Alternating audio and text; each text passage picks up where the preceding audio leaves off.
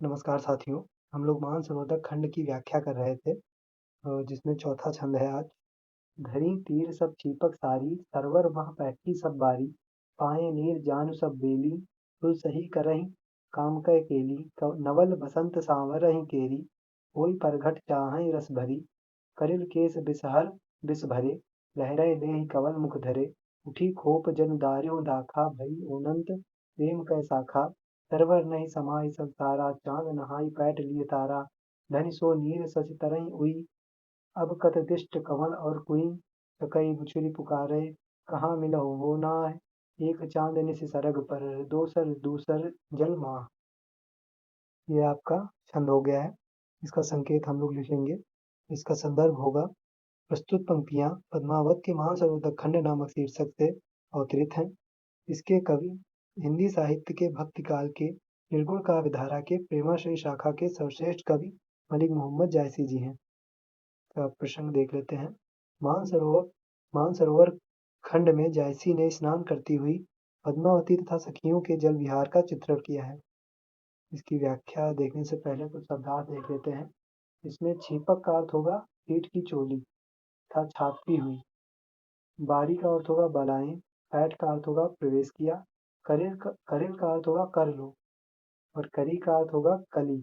कोप का अर्थ होगा कोयल। ठीक है, तो इसकी व्याख्या देख लेते हैं। स्नानार्थ धरी तीर सब छीपक सारी। स्नानार्थ अर्थात स्नान के लिए पद्मावती तथा उसकी सखियों ने अपनी चोलियां तथा साड़ियां उतार कर किनारे पर रख दी। अब सरवर मह पैठी सब बारी, पाए नीर जानु सब बेली। फिर सब बालाओं ने जल में प्रवेश किया। जल का स्पर्श कर प्रसन्न होकर काम क्रीड़ाएं करने लगी। वे ऐसी प्रसन्न थी मानो की लताएं जल को पाकर लहरा उठती हैं। नवल बसंत सावरहीं करी, हुई परगट चाहं रस भरी, करिल केस बिसरै बिस भरे, लहरै लेहि कवल मुख धरे। उनके काले केस से भरे काले सर्प के समान थे, जो उनके मुख रूपी कमल पर लहरा रहे थे। उनका स्नान करना ऐसा प्रतीत होता था मानो ऋतुराज बसंत ने उन बालाओं रूपी कलियों का श्रृंगार किया हो तथा ये यौवन रस से भरी हुई हैं। यौवन रस से भरी हुई हैं। रस की परिपूर्णता के कारण कोपर प्रस्फुटित होना चाहती हैं। भाव यह है कि यौवन प्रस्फुटित हो रहा है। जल के स्पर्श से मानो अनार तथा द्राक्षा अंगूर की बेलों में लाल खोपले फूटी हों। ठीक है, तो इन सखियों के स्नान के कारण सरोवर इतना विशाल हो गया है कि संसार उसमें समा नहीं रहा है, अथवा सरोवर पद्मावती के चरण स्पर्श करने के लिए फूला नहीं समा रहा है। सरोवर ऐसा प्रतीत होता है कि मानो चंद्रमा तारों सहित जल में प्रवेश कर गया है। यहाँ पद्मावती चंद्रमा है तथा सखियां तारे हैं। उस सागर को धन्य है जिसमें ऐसा चंद्रमा तथा तारे उदय हों। अब उसमें कमल तथा कुमुदिनियों के दर्शन दुर्लभ होंगे।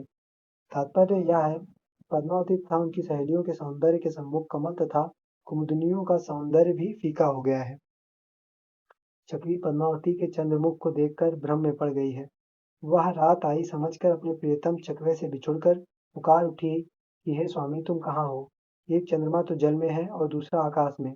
जब एक चंद्रमा ही प्रियतम से वियोग करवा देता है, तब दो चंद्रमा होने पर क्या दशा होगी? तो ये आपकी व्याख्या हो जाएगी। इसका विशेष हो जाएगा, रात्रि में चकवा चकवी बिछुड़ जाते हैं। यह काव्य परंपरा प्रसिद्ध है। प्रस्तुत दोहे में कवि ने अवधी भाषा का प्रयोग किया है। इस काव्यांश में चौपाई और दोहा छंद का प्रयोग हुआ है। शब्द योजना आकर्षक, सार्थक एवं भावानुकूल है। भाषा और वर्णन शैली की प्रौढ़ता प्रत्यक्ष हो रही है। तो ये आपका चौथे छंद की भी व्याख्या कंप्लीट हो गई है। धन्यवाद।